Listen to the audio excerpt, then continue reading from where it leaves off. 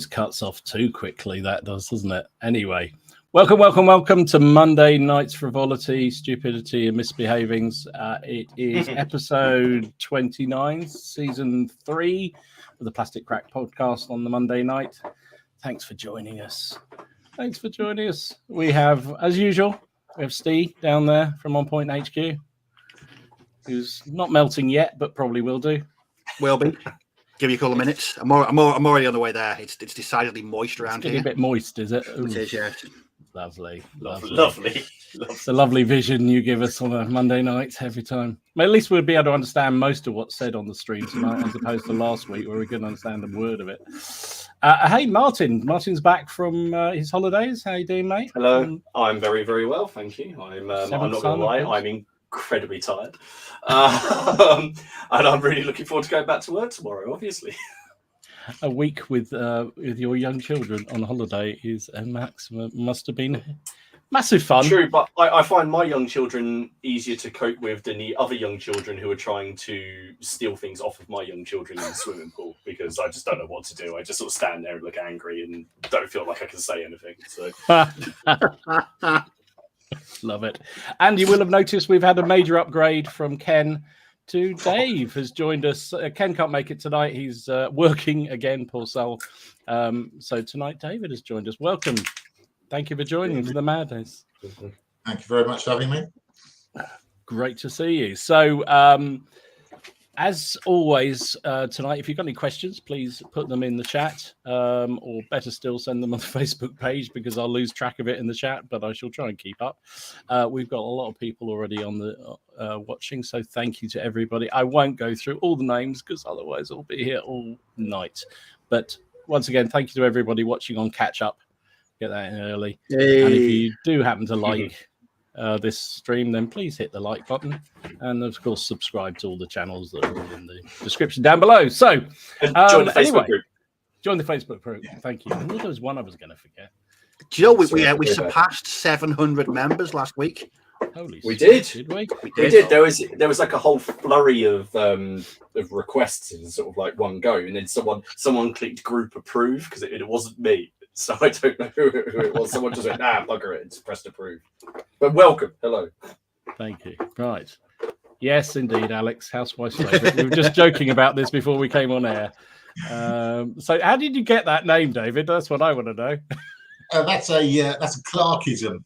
Because clearly, compared to both Rich Clark and Nick Skinner, I'm a lot better looking than they are. So it wasn't hard. Fair point there. Yeah, absolutely. Well, as I said, we did have the pleasure of having Rich on here probably about a year or so ago now, in the middle of one of the lockdowns. The connection from Lard Island was paper slow, and so we didn't actually hear much from him. But anyway, whatever.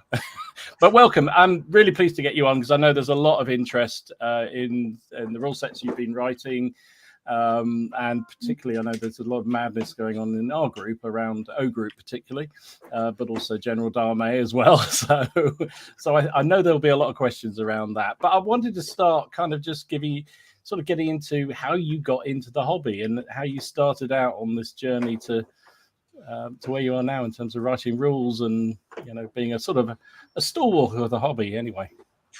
Yeah. I think I'm one of many who's the ethics generation, effectively. Mm-hmm. When I was growing up, the only thing I bought were Airfix models and Airfix soldiers. That was my staple. Pocket money, just went on those every week. And then obviously gradually you get a little bit bored of just looking at, as they were, yellow plastic Airfix soldiers, and you move on to proper wargaming, which I gradually did. I think the first thing that kicked me off was watching, I think it was Battlefield with Peter Gilder. Oh, yes. Which, I don't know, it was on something like Granada or something in the day. A lot of flares and hair, from what I remember. Wide kipper ties. Exactly. And I can recall these two gamers, I think they were playing Waterloo. And that really caught me, and I thought, right. So after that, all my Airfix soldiers, when I'd only painted, but they were put onto bases with 6 or 8 figures on a base, and then it went from there. Really, just purchasing rule books such as was it Quarry's Airfix Napoleonic rules? Oh yeah, oh fantastic! Yes, that's what got me going as well. That one. Yeah, that's right. Numerous games of those, and then on World War II, I think we did Operation Warballs at the start, which was, I think, written by Gavin Lyle, who worked for the BBC or something, which was a good set of rules in its day. And then just progressed, like many of us, into started playing all sorts of games. Squad Leader, Napoleon's Battles, Grand Manor, even ancient wargaming, WRG rules, 5th edition started off with, and then moved into, like many people, I think, DBA, DBM. But I've left that behind now. You've grown up now, moved on to something more serious, yeah. Somebody down the club this week was playing DBM, and it was like a flashback to a horrible phase of my life, I remember. There's a lot of old school people here. I remember artillery bounce sticks. Yes. So you never went through the whole sort of chucking marbles and Lego bricks at the figures. It was a bit more sophisticated. That was a fairly short time. We did. It was definitely marbles. But I lived next door to a farm in merry old Somerset in its day, and the 3 lads that were on that farm, all around my age, they were pretty switched on cookies, and they didn't play with marbles. They played with rules. They actually had a ruler, dice to hit people. So if you were in cover, you needed like a pillbox, you needed a 6. In cover, you needed 5. In the open, it was a 4. And they had a great system for movement. Is that if your Airfix figure was charging, you could move 12 inches. If he was standing up, you could go 8. If he was kneeling, kind of a 4. And if he was one of those useless lying down guys, like every machine gunner, he could only go 2 inches. So, but that was the height of sophistication. So I literally threw marbles at them for quite a short period of time before these guys from the farm next door and showed me the light. Wow. Well, and they've got a lot to answer for. Tim, I don't know where was it in Somerset? Tim's very excited. It was just outside, about 7 miles outside Wellington. Because I went to school in Wellington, so it was just around there. So my in-laws live very close there, on the Blackdown Hills there. Yeah. God's County, of course. Don't start that. We'll have a whole Yorkshire invasion again, and we'll have all kinds of trouble. We don't need that. Thank you very much. So, how were you a member of a club or anything like that, or did you just? It was purely home based. Eventually, I took myself down to Taunton Wargame Society, and that's where that's when I first got introduced to WRG 5th edition. They did loads of different things. So they would do board games, ancients, Napoleonics. I think that's where we were doing Napoleon's Battles. I think in that sort of that day, lots of Squad Leader, even dare I say it, fantasy stuff. Talisman, the board game Talisman, and various various games like that. And it was quite a good club stay with them for a good few years until I eventually obviously moved off to Bristol for uni, and then moved down to London to get a job. So, but it was my first wargaming years. Wargaming, fantastic. That's brilliant. And so it was. What was the period that, as you said, Napoleonic was what really got you going? But someone said that to me, you're big into your ancients as well. Is that where you got that sort of hankering? Yeah, it was. I've always been into ancients mainly because I think of obviously that film Spartacus, which as a kid when you watch it on wherever it was on a Saturday afternoon or Sunday afternoon, the sight of those Roman legions going across the plain and forming up. That really got me. I thought, right, that's it. So all the FX Roman legions were out forming up properly, proper drill, etc. But then I was slightly traumatized because when I went to Taunton War Games Society, I used Greek hoplites, which I thought, these must be great because they're all pretty well drilled, C-class, good armor, etc. And they went up against a bloke who had a Viking army, and they were all armed with two-handed chopping weapons, who promptly just destroyed me because they got something like a +5 for this massive two-handed axe, and the hoplites got virtually nothing. So I just got meted every time. So I gradually had to up the army from C-class hoplites to B-class hoplites, still got thrashed, and then to kind of Spartan guard with javelins at first contact and everything else, where I just about held my own. So, yeah, I do remember those WRG arms races. They were great, and then suddenly you get a whole load of irregular, whatever they were, Thracian peltas or something. Just so you got something you can charge in and stand a chance against them. Yeah, true. So, how did that transition then from the gaming side to the rule writing side? How did that?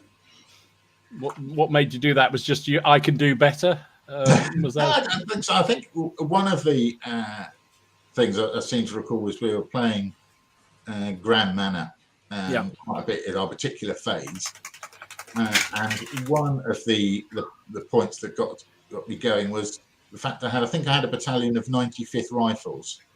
But under that edition of the rules, you couldn't deploy them as skirmishers. Right. And there was it was your classic wargamer, isn't it? Knocking it a bit. And but I was thinking, why can't they deploy, and what's the reason? So I kind of decided that, well, I should be able to write my own set of rules, similar to Grand Manor, but using all the things that after our numerous discussions about Napoleonic wargaming, because obviously we knew far more than anyone else. Obviously, we were, veteran wargamers. So that basically started it off. I thought, right, okay, then we'll go and produce the rules. So started that down in Taunton and carried it on when I moved to London. And what were the first rules you wrote? General de Brigade was the General de Brigade. That was God, I can't remember now. It's probably about 1996 or something like that. I can't remember when it was first published. That was, and then carried on. Unbelievably, some people actually liked it. Some people played it. So it vaguely caught on. So it was done through Partisan Press at the time with Dave Ryan, and he wasn't too horrified that they didn't lose any money. So he was very good, and we went out and produced Guns at Gettysburg, followed by Battlebrook Panzergrenadier, which is all the kind of first wave of rules that I penned, and were thankfully went down reasonably well. Brilliant. I think it's funny, isn't it? Well, I think all those rule sets are still very, very popular, aren't they? Still, you see a lot of people playing them. Still, well picked up and used, which is great. It must be brilliant for you. You feel you've indicated that you did know what you were talking about after all with the rules. They could form skirmish line after all. Yes, it is. It's always nice to see the 95th actually be able to deploy. You think, okay, it's doing all right. Yes. What do you reckon, Martin? 95th, they could deploy? I mean, they're a good quality troops, aren't they? I think they should just deploy at the back and not on the battlefield.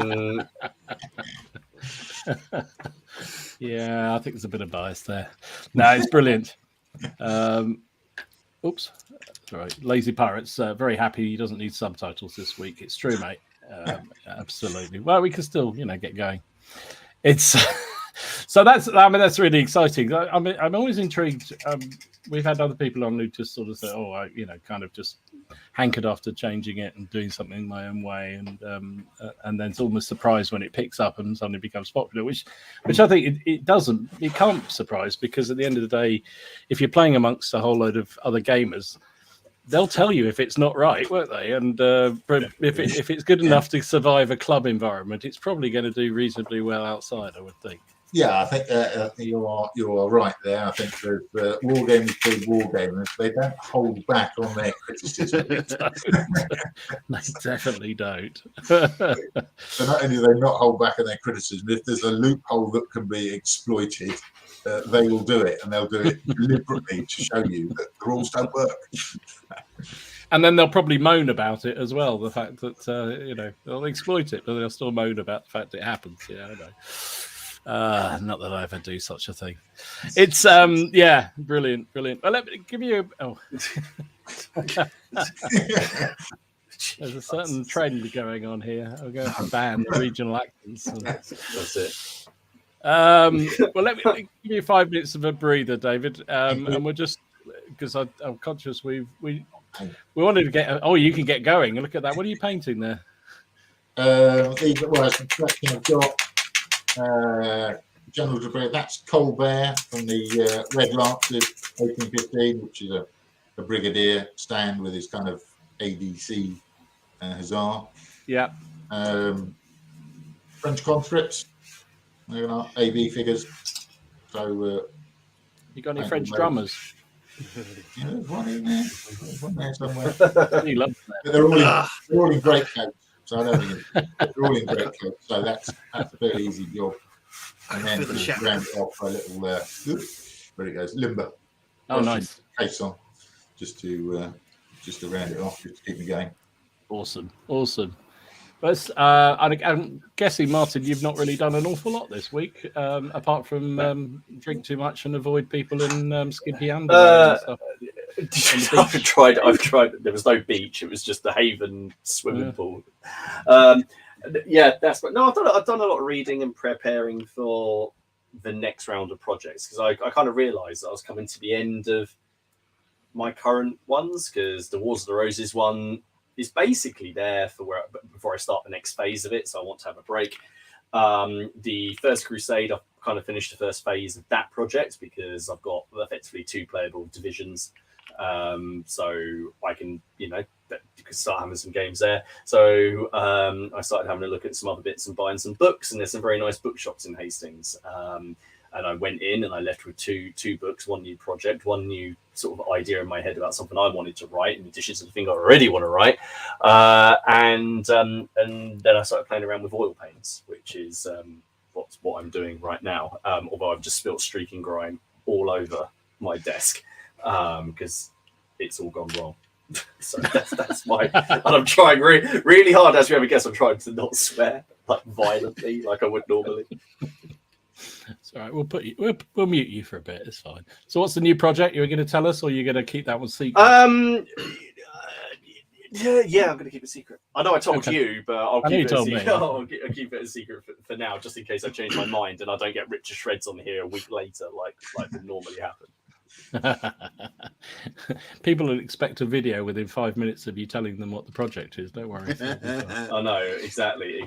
Alex said, "Did I have any?" I went to Bodiam Castle, and then I did they had some people that were showing off finds, and I did my absolute best not to say anything and sat at the back and kept my mouth shut, even though, which is what I've discovered is best to do in those situations. I have to say that it's got to be one of the. Personally, I think it's one of the finest castles. I love Bodiam.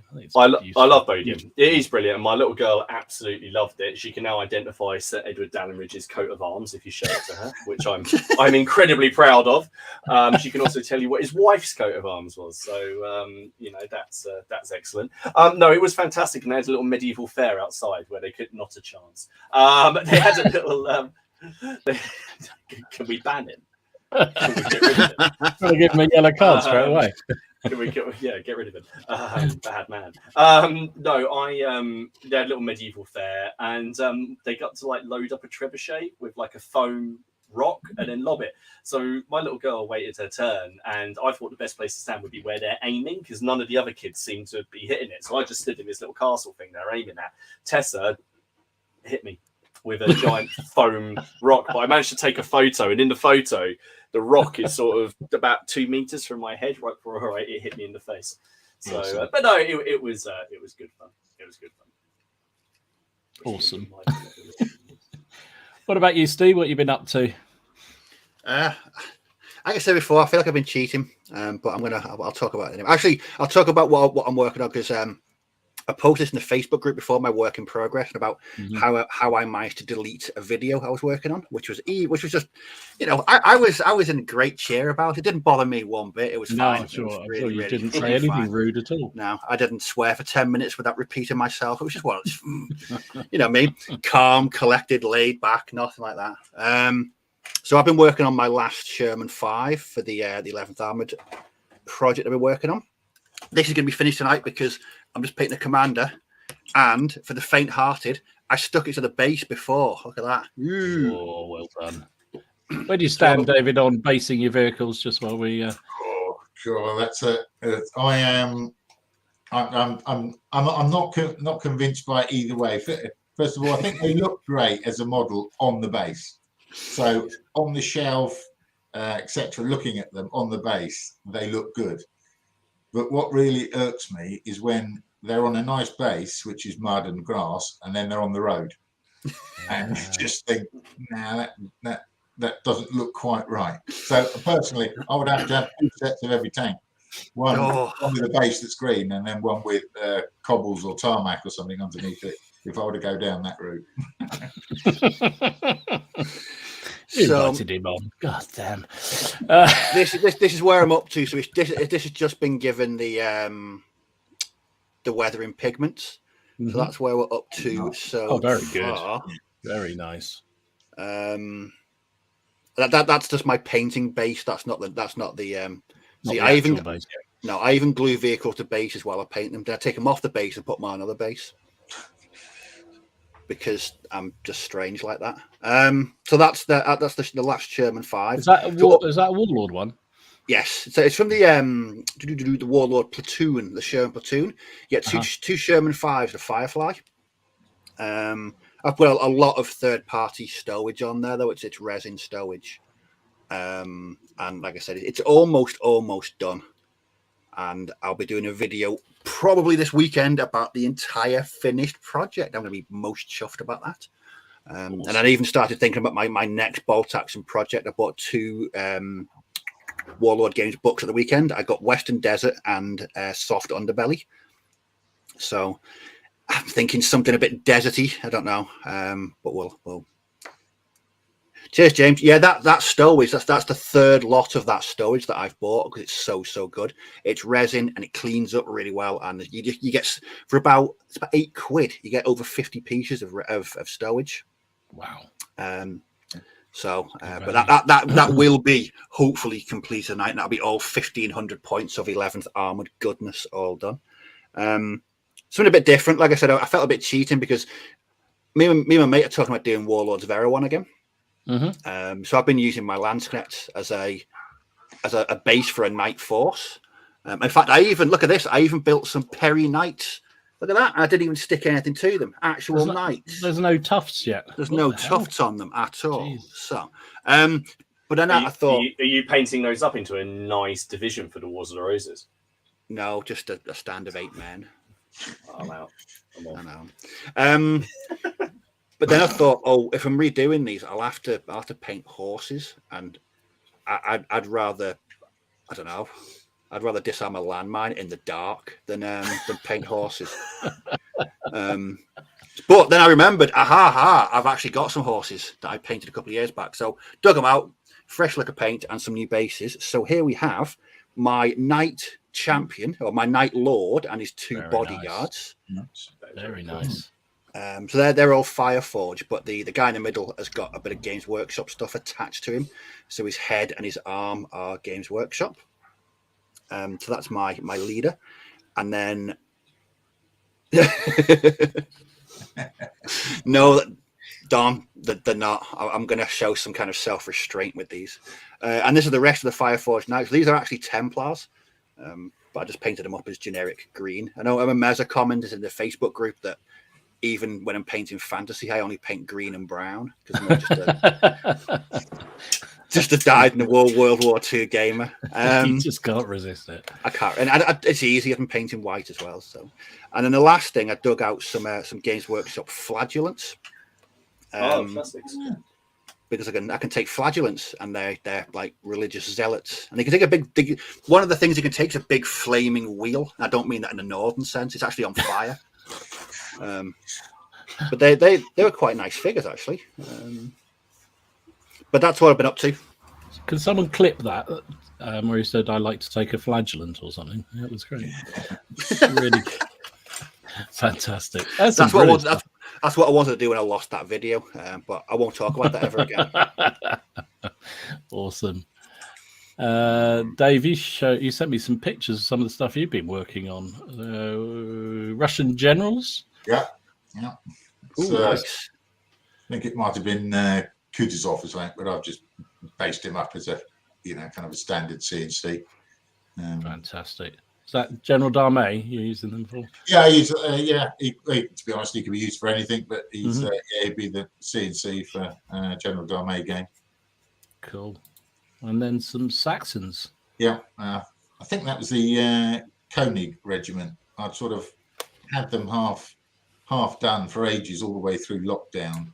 So I thought, right, time to finish them off. So a little bit of red, a little bit of kind of highlighting, and obviously some tufts, and obviously in the right place, I note, which is good. Not stuck to the back of their heads or anything. And I think that and there was an Austrian casualty set in there that I just was in the middle of there. Yeah, on the over on the right as you're looking at it. Oh, I see. Yes. Oh, I like that. That's really cool. Yeah, I completely missed that. Just That's painted him up Fantastic. as Saxons, so a little bit of movement in it. Brilliant. Really nice. Yeah, good stuff. For me, I haven't done that much this week because I was away this weekend, so I was up at the Commonwealth Games, so I didn't do a huge amount. I saw your photos. Yeah, it was jolly good fun. It was too. Never been to Birmingham before. Are you going to go back? Yeah. Well, apparently Elaine wants us to go back and have a look at it for a weekend, and I said, "Hang on a minute, it's all been nicely spruced up for the games. I'm not sure it's like this all the time." Anyway, I probably insulted half of Birmingham as well as the North now, so fantastic. But I did work on some O Group stuff because why not? So this is some of the 88s. Nice. So I've done them as the late war. So these are the Flames of War set battle group ones. You get 4 in a pack. So I did 2 late war, 2 early war, because why not? Very really. Nice. I haven't looked at how good they are. I'm not sure I'll ever field 2 of them because they will knock the bejesus out of everything. But never mind. And the other thing, because of CrackCon, and this is classic me, so I always say that I have to have a project in mind, or I get hooked on whatever's going on. So because I've been looped in by Miller to do an ECW game at CrackCon, I thought I better paint some ECW. So I started work on a pile, even though I'm probably not going to need to take any figures myself. But what the hell, they were sitting there in the pile to be done. So that is the pikeman for Francis Cook's Royalist unit. So I'm just working on muskets. I've got to say, you don't need to paint any, but at the moment, the parliamentarians are looking a little bit thin on the ground. It's a one-sided affair so we'll far. We'll chat about that. So far, you're refighting Edge Hill and only one army's turning up. I don't fancy Miller's chances with the traitors. So that was all I did this week, actually. Lots of half-painted figures, but that's all the completed ones. So, sorry, folks. I will try and do better next week. That's all I can say.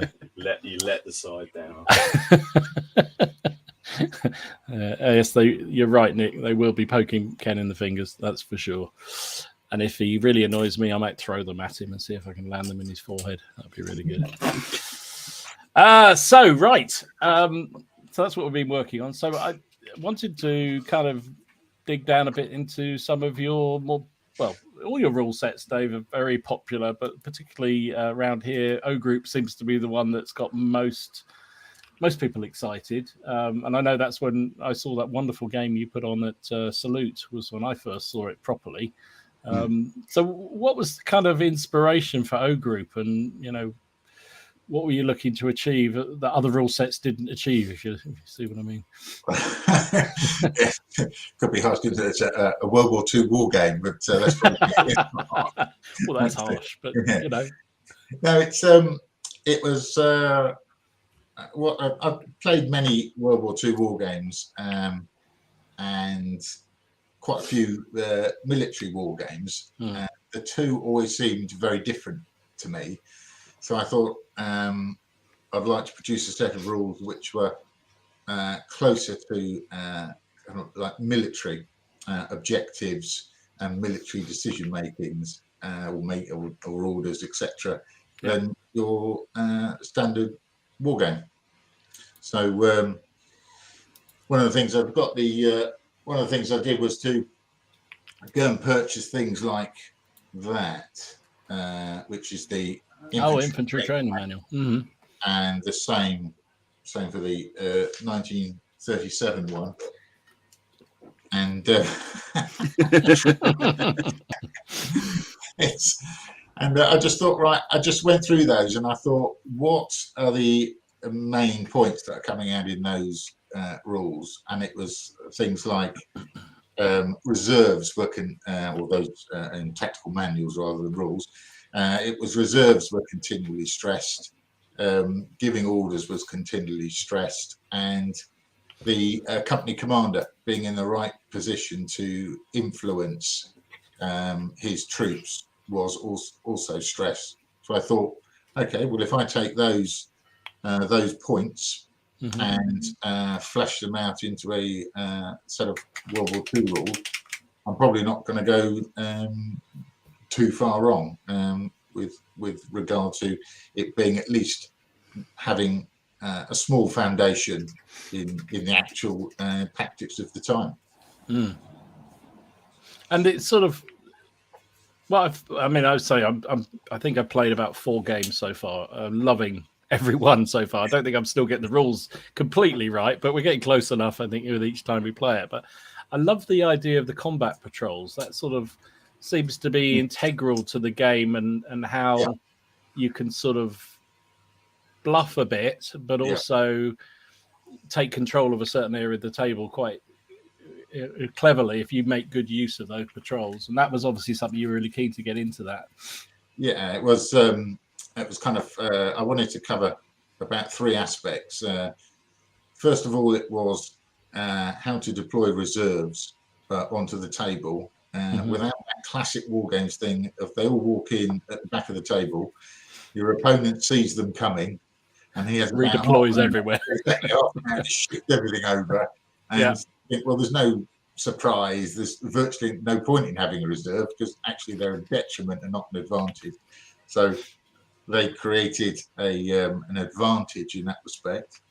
And then B, one of the things that I did when I wore green was that we actually went out as a recce patrol or a patrol ahead of the platoon to check the ground, to find the best area to deploy the platoon, etc.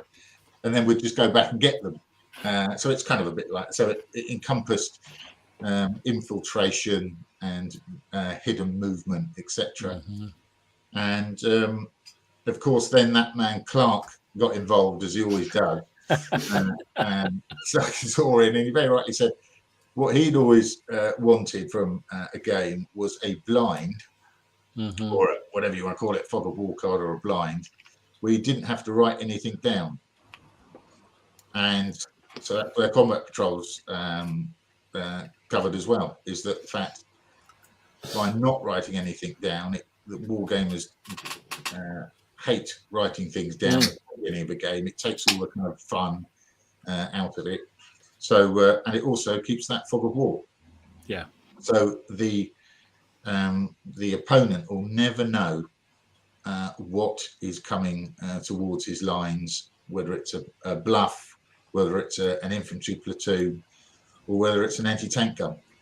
And that does create, I think, a little aspect of fog of war, and a bit of tension, because if you know that the opponent has got some anti-tank guns and you've got armor, then those combat patrols are suddenly a threat. Yes, indeed. Yeah, and then you need to use yours more wisely to make sure you can take the ground. And yeah.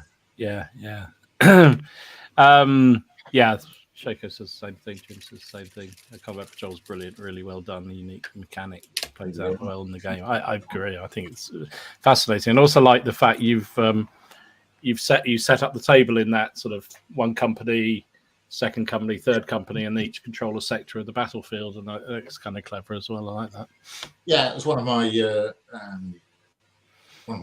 roles many years ago was identifying boundaries or divisional boundaries of the enemy force, normally red.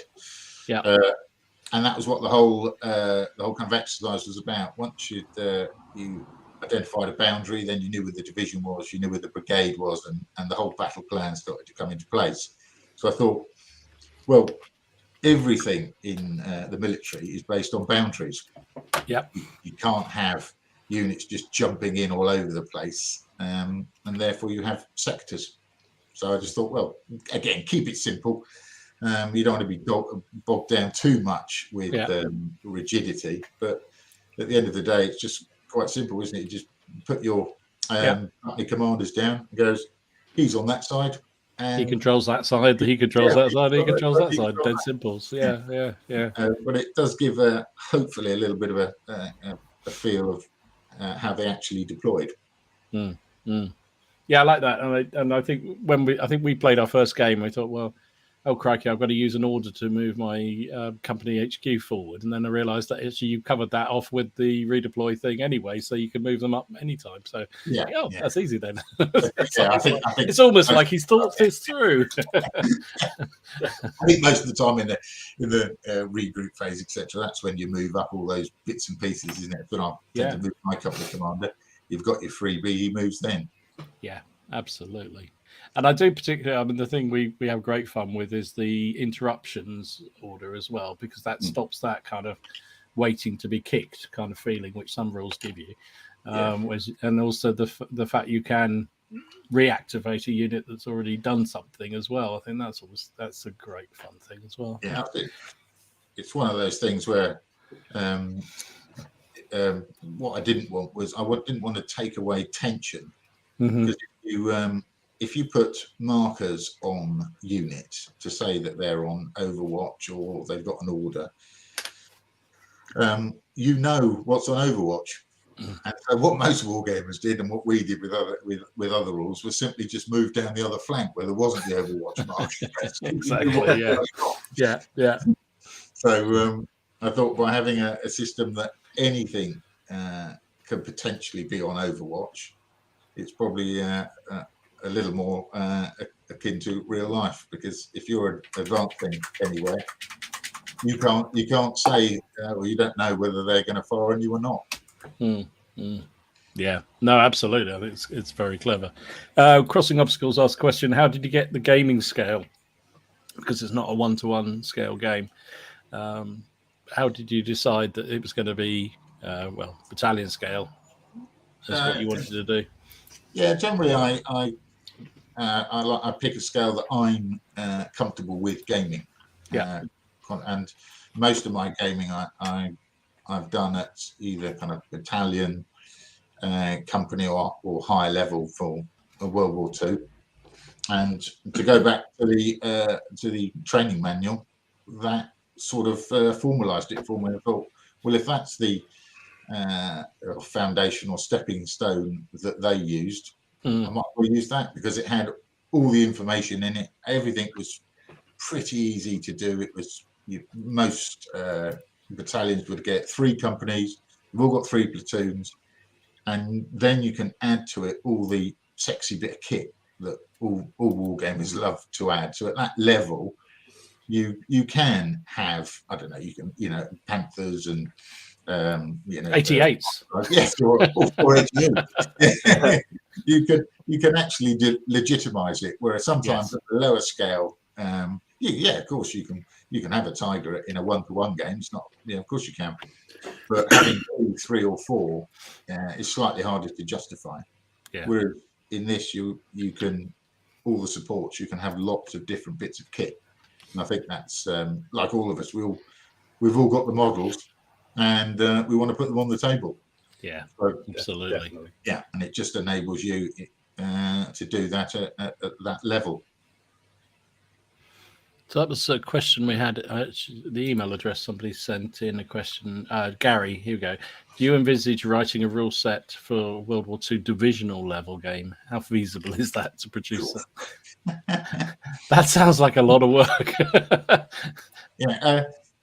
You could do, but the one of the difficulties I think is once you start moving to that level, is logistics starts really cutting in.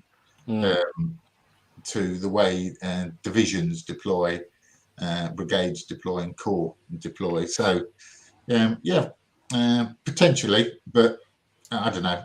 It probably unlikely on that respect, because that really is a serious undertaking, I think. And I'm not sure whether it's the sort of game that you could crack out in 2 or 3 hours at a club. But that's generally what you're kind of aiming to do, is get a game that's concluded or pretty much concluded in about 3 hours. And I think you'd have to be pretty abstract to get a divisional level World War II game done in that sort of time. Definitely so. And there's a few people on here who do like their big games, but I think that would be a pretty big game. Yeah, absolutely. Alex asked the question, what other battalion size rules were you using before? Obviously Panzer Grenadier. Obviously a fine set of rules like that, yes. That's right. But before that, I think I was playing a little bit of Command Decision. Won't go into those, though there were some obviously very good bits about it, some bits in it that frankly really quite annoyed me. I won't go into that. They were basically a good solid set of rules, and obviously the one before that, though it's not battalion level, it was squad leader. We just played loads of that when I was at uni. Yeah, great game that. I love. Yeah, although it sort of lacked any command and control whatsoever, that didn't seem to have any impact on the games. They still produced great games. Yeah. The number of times I must have fought through the factory works or the gosh, yes, yeah, me too. And the weird thing with those ones, they always were balanced, weren't they? I don't know how they managed to do it, but pretty much every time you never had one of those games where you went, oh god, that was one-sided. They all went down to the wire. Yeah, they were well. Yeah, it was a well-designed game. Obviously, I think it went a bit bonkers when it became advanced squad leader. I've never known a rule book like it. It was, the amount of cigarettes every man has impacts his morale or something. Slight exaggeration, but not far from it, to be fair. It was huge, a huge undertaking. And a lot of work obviously went into it. But squad leader was a really cool set of rules at the time. Yeah, loved it. So how do you balance that kind of playability? I mean, you mentioned, actual manuals, you've had experience yourself in the military, but you're trying to build a game that's going to be played in 2 to 3 hours. So there's a lot of compromises you have to make, right? And how do you decide what you throw out for playability's sake? And keep it right? I'm very conscious of the fact that I think you need to have one foot in both camps. So you need to understand it is a game. It's a game, isn't it? And people want to enjoy it. Hence you need a bit of the dice rolling, a bit of luck, a few interesting rules on the purely game, which the dice do to a great extent. If you're having a good game, then the dice are on your side, aren't they? And if you're having a not very good game, your dice are rolling terribly when the opponent's rolling high. And there's not a lot you can do about it. So it's a question of that, isn't it? It's very much it is a game, but the you've got one foot in the simulation camp, if you want to call it that. I mean, it's not realistic, but it's a pretty big simulation. So if you have a foot in both camps and don't overburden the rules with too much technical stuff. Yeah. I mean, the last thing I wanted to do was to start going down the line of, angle of shot against an armor at 12 degrees or something. I thought, well, we can all remember rule sets like that, Dave. I can remember that. I'm pretty sure there's not a battalion commander in the world that really hoops about what's going on at that level. When I've had these sorts of dealings, all I want to know is, has it been knocked out or not? That's what the rules do. So it's just a balancing act. Is it fun to play, but is it still vaguely realistic? And that's where play testing comes in. I play tested it quite extensively at the club, quite extensively with my son Christopher, because he comes from a Warhammer 40k background. So I thought, if he likes it, then that's the game side of it, isn't it? That we'll like. Absolutely. So and he wasn't too overburdened with it, so that was fine. So we cracked on that way. Awesome. Ken's already in there. Now we're on with a core size game. Napoleonics, yes. Yes. That's right. We'll get on to Napoleonics, because I'm also interested in that side of things as well, because personally I play a lot of General d'Armée as well as starting to do a lot more O group. But a couple more questions on O group. John's asking, could you run a multiplayer O group game and have an overall commander for a division? We've done it. Yes, we've done it for at brigade. Yes, kind of brigade division with your top commander. But basically, if you have a brigade like the British brigades, they had 3 battalions. Mm-hmm. I mean, they rarely attacked three up at once, but there's nothing to stop it. We've played games where we've had 3 battalions side by side. And it's because obviously each battalion has its own boundary as well. Yes. So although you can clearly shoot across boundaries, what you shouldn't be doing is deploying across into someone else's area. And then the brigadier or battle group commander, whatever you want to call him, he then sorts out the initiative, sorts out extra orders, has all the artillery assets under his command, and he dishes them out as he sees fit. Mm-hmm. We definitely play games where we've had something like infantry battalions on one flank, and then tanks, literally a tank battalion in reserve. And that was under the command of the chap who was the kind of brigadier or divisional commander. And he sent them across the table when he thought the time was right. Mm. I think he lost most of them. That's another story. So it's just a question of just lay it out. It's literally one battalion next to the other with a central reserve, as we'd nearly always have. Cool. On the other end of the scale, Wardrobe's asking, what's the smallest game number of units that you could play to understand O group? It's got to be a battalion. You've got to still have your battalion, really, don't you? Yeah. Your 3 companies and support. You don't have to take any supports, I guess. You could just play it just purely. Yeah. Just a purely infantry engagement. Yeah.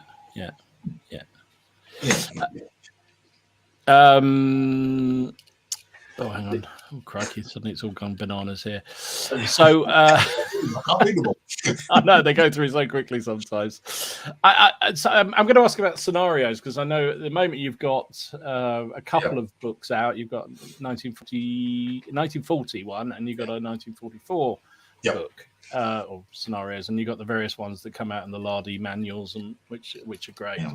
Is there a plan for any more supplements coming down the line for O group? If so, when, please? It's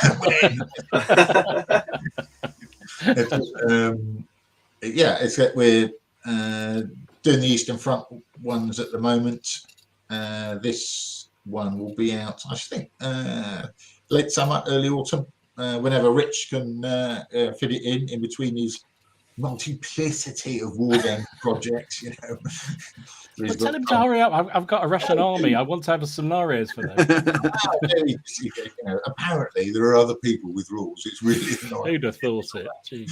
But it's so this one I think will have 8 scenarios in it, going from 41 to 43, and then what I'll do is do another period in the Western Desert, probably, then come back and do probably the Bagration side of the Eastern Front.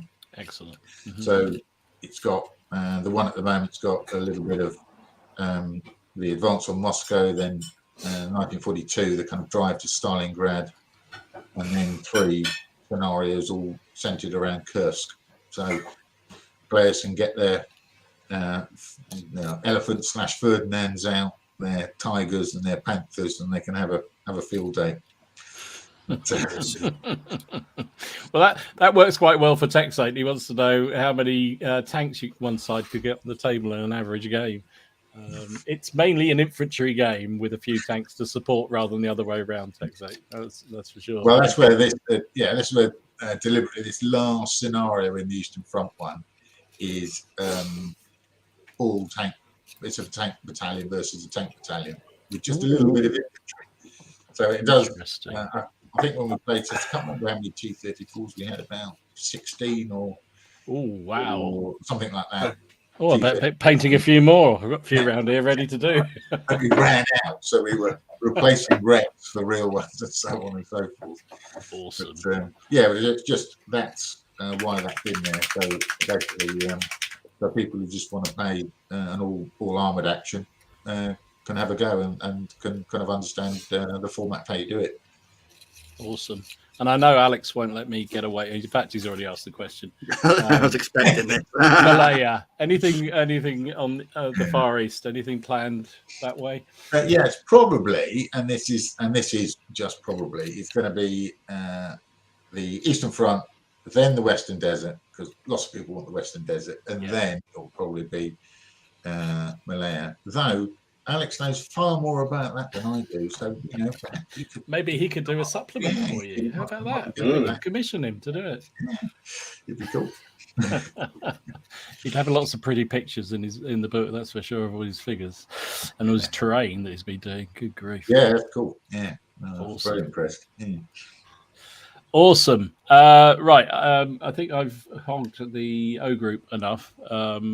What about? In fact, I did see, and I'm going to have to scroll right the way back through. Here we go. David Baker said, "Will you be updating General de Brigade, or have you now just moved on to General d'Armée? Are you planning to keep the two running together?" I think. Well, General de Brigade has had 3 editions. Cool. So, General de Brigade Deluxe was in fact the 3rd edition. So I've probably taken those rules as far as I can, and that's why we're now on to General d'Armée, because it allows me to move on in a slightly different direction. Yeah. And for those who don't know General d'Armée, how does that play out? What's your vision for that? It's obviously a large scale Napoleonic, but it's fairly quick play, actually. It plays out pretty well. Yeah, that was the the idea. It was to play a big battle. Ken, where are you? Up there. So you'll wake him up again. Yeah, it's a big battle, Napoleonic game, but concentrating on the kind of what I perceive to be the core decision makings of in a Napoleonic game, which wasn't about changing orders. It was about actually influencing stuff. So, that's why you've got artillery assault, skirmishers, infantry assault, etc. It's about pushing your troops to do things. Yeah. And that's Because why ADC mechanics really clever, and I think it's it's a bit like the combat patrols in the O group. It's sort of that little thing that is just a bit different. You think, oh, that's a really clever idea. The fact you can use them to influence what you're doing, or make sure things happen as you want them to. Yeah. Again, it was that's the same. It's not dissimilar to Ogre. It's about command, isn't it? And command, to me, or my version of it, it's not about orders and you must advance at whatever 2 inches a turn and charge when you're in charge range. It was all my experience of orders were officers calling up and making sure that stuff was being done. It was always on the radio. Has this been done? Are you doing that? And sometimes they'd say it quite nicely, and other times they'd be a little bit odder. And, they'd kind of threaten you with an interview without copy the next day if things weren't done quick enough. So I thought, well, how do I put that? How do I put that into a sort of war games mechanic? And that's kind of what the ADCs were about. It was about that senior commander's influence, pushing his brigadiers and his colonels, etc., to do what he wants to do. But of course, he can't do it all, and sometimes it's going to go horribly wrong. Yeah. And that's the eternal frustration of the big game, isn't it? The bigger game, when you're playing it up and you just get this wonderful attack to unfold, and suddenly the key brigade goes hesitant or decides, no, it's not going to obey, even though you put 4 ADCs on it. Not that that's ever happened to me, of course. And the number of times I've thought about changing the rules because it's not working for me at that moment. That's something. I was just wondering, like when you're sort of play testing, is there ever a time where you have sort of a mechanic that you love and you don't want to get rid of, but you know that an audience sort of are going to hate it, and therefore you begrudgingly get rid of it, or do you just stick with it and go, no, I'm going to make them like it? Yeah, no, you're. It's a very good observation, because the what I tend to do is. I, for instance, one of the things in General Darmay is the emphasis on skirmishers, and some of the comments, obviously, that I knew would come out would be, well, they're far too powerful, and of course, what I tend to do is I'll introduce a rule to reflect how I think the battle goes, and then war gamers will go, well, that's ridiculous, they're far too powerful, and then you just amend it so that it sits in both camps. So it still pushes the button you want it to push, and to go, right, well, I want skirmishers to have a major impact in battles. But I do understand that gamers are going to go, they're probably not going to accept it in its original form. So let's amend it slightly, perhaps lessen the impact, etc. Let's have them, a little bit less, powerful, and then you've got both, and hopefully you can carry people with you, because I think you're quite right. If you went all the way, a lot of gamers would just go, well, this is just rubbish. They won't come with you. You've got to encourage them. It'll be a brick wall, and you just have to. No, okay. Skirmishers are very much one of those things, I think, that do get people very, very excited. And artillery. Skirmishers and artillery, actually. Yes, that's very true. I think artillery is probably more so to me than skirmishers. Artillery is the one that people either say it's not powerful enough, or it's just too powerful, ridiculous, just ridiculous. So getting that sweet spot, but obviously getting that frontage of in any game, of an artillery battery, and then comparing it to obviously the footprint of whatever units you're using is incredibly hard, because you're never going to make everyone happy. So. No, because it's you're right, isn't it? Because the thing with skirmishers is the fact that my take on a Napoleonic battle is it was just basically artillery, bombardment, large scale skirmishing, and literally the infantry push wasn't until the end, and all didn't have much to do until the kind of crux. But it's difficult with artillery because then nothing's fixed. Their rate of fire isn't fixed. Their deployment distances weren't fixed. They could squeeze up or move out, etc. So you've just got to hit it in about the right place where they're not wiping out whole units, but they are doing damage because there's nothing. I mean, I think I played it. I know it's ECW. It's not quite the same, but we had lots of artillery, and it did nothing for the whole game. That's probably accurate. But it is a bit frustrating when you blaze away with artillery and it does absolutely nothing. That's not what gamers want. Gamers want to hit. If you've painted your beautiful. Well, this is, but we talk about this. I mean, obviously me and Don were talking about it just for obviously because we played Black Panther, but the only reason we paint up the rockets is because we want the chance of them blowing up in our own face, blowing up on our side of the table. Well, it's about those stories, isn't it? It's that time when, for once, your guns went off and absolutely obliterated the old guard that were charging towards them, as opposed to the 5 or 6, 7 times when they fired and they just sort of like the cannonball must have just rolled out the end of the barrel and did absolutely probably put more damage on the gun's foot. Yeah, or like with the first shot of the game when the cannon blows up in the castle tower and takes the tower. You with had it, to go and mention that, didn't you? It did. Yeah, sorry, I had to bring that up if he's watching. Well, that was because it was called Lucky, and we know and why he called it that. Never call anything lovely. Gary says, I love about it is you have 20 battalions plus on the table, yet it's fast moving. A brigade can be wiped out from the table in an instant. That's the good and the bad thing, Gary. If it's your brigade that's got wiped out, it's not a good thing. But but I think that's the point, though. It's a quick game, isn't it? As Paul says, it's the rules that Napoleon wished he'd written if he'd had the chance. I think there'd be a little bit more positivity on the French side rather than it's a bit more balanced than that. It would definitely have the Napoleon's skew on it. But it is that difficult bit, isn't it? I mean, again, Alex makes the point, I think, right. Well, you put your neck on the block when you're doing these rules. You sort of, you make a decision, you do all the play tests, you work through it, and then it's never going to. Not everybody's going to be happy with them completely, are they? No, of course not. It goes with the territory, isn't it? If you want to write a set of rules and you want to publish them, you're going to stick your head above the parapet, and some people are going to shoot at you.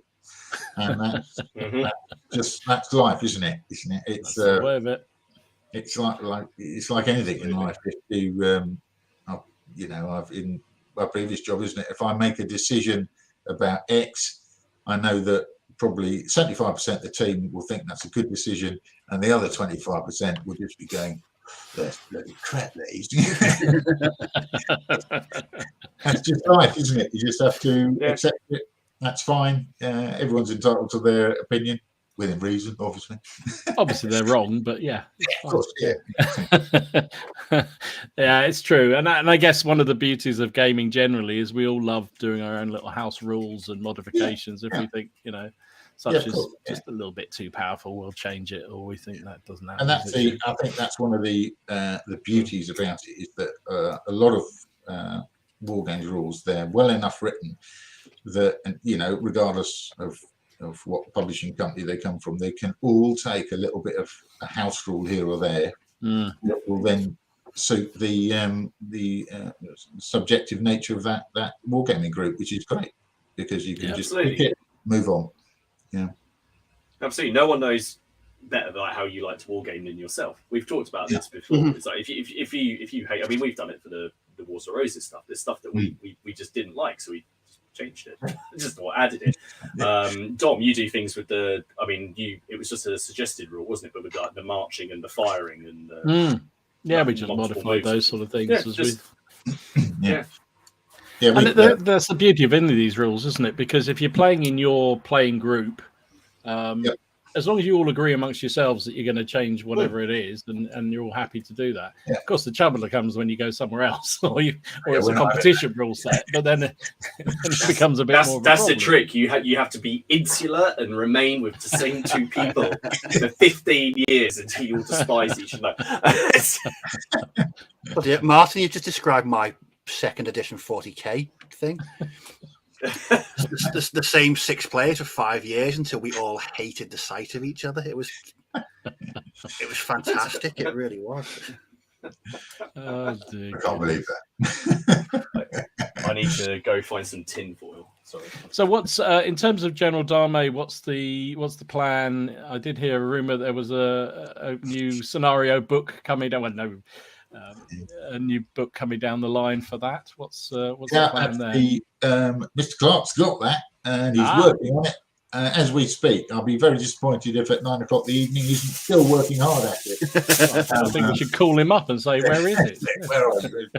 That's the 1813 Leipzig campaign. Oh, exciting! So 6 scenarios, just basically following mainly Nay's call, because he seemed to do all the fighting most of the time. So it starts off with it was an open engagement at Weissenfeld, where so you've got French infantry against Allied cavalry. Then it moves on to Lutzen, Bautzen, Dresden, all those famous actions, and then there's a couple of actions from Leipzig itself. Awesome. So all in all, it's your standard 6 scenarios, and hopefully that will be out maybe in a couple of weeks. Fantastic. Yeah. Even better. Although I did hear that sadly my beloved Swedes won't be featuring in it somewhere. Bernadotte was not keen to get the Swedes involved. Yeah, but we can have a what if. Okay, so if he hadn't put lead boots on his troops and he didn't actually want to get involved anywhere, we could have had it. They're all very pretty. They're all sitting in the cabinet back there. They're lovely. Yeah. It's a good-looking army, the Swedes. It's just it's just a shame it doesn't get involved up front enough. But how would you just swapping, say, Austrians for Swedes or Russians for Swedes, just to get the troops on the table? Oh yeah, I've done that a few times. That's absolutely fine. My Swedes see more action than they did in reality. That's for absolute sure. And what about? Are there any other future supplements you're thinking about in terms? Because you've got a lot of Peninsula supplements, and are you planning to do really early Napoleonics or? Yeah, it's there's bubbling in the background there is a revolutionary set of scenarios that are coming through, not written by me but written by another budding scenario writer, so I've had insight into those, so they'll be coming out at some point. I'm not sure when, but they're definitely be coming through. So you'll have a 1800 action that isn't just Napoleon in Italy. So that'll be a little bit different. And then after Leipzig, what I probably might do is start working my way backwards through the Napoleonic Wars from 1813, and then just take a step back from each campaign, so then move to 1812, and then perhaps to 1809, and then so on and so forth. So gradually work my way all the way back to about 1800 or 1792. Well, there's plenty of options, aren't there? There's enough. There's enough to do. There's enough to keep me busy, certainly, and to keep the people at the club play testing for a good few years yet. That's good. That's very good. Although you're not satisfying Ken very much. When you're going to stop mucking around with niche periods like Napoleonics and World War II to a set of rules that everybody wants, Garibaldi, Ornamento. Yeah, go back to your big games. Good grief. He needs to be sitting thinking about what he's going to be putting on the small 8x6 table. Yeah, you've traumatized him, haven't you, for cracking? Yeah, it's a skirmish. It's a skirmish game. Table. A skirmish table, clearly. The biggest 8x6. That's like a postage stamp to Ken. It is. Yeah, I know. He wanted the whole shop. He was too busy waiting for his tea to brew before, so he was a bit late getting on and booking his table. So he only got 3 6x4s instead of the 4 that he got last time. But I dare say we might be able to do something. We'll find a way. Awesome. Right, let's give you a little bit of a break, Dave, Yeah. and maybe we'll do a little bit of news, shall we, folks? I don't know whether anyone's seen anything. We've also got the news of those new supplements. I'm very excited by both of those, so that's good.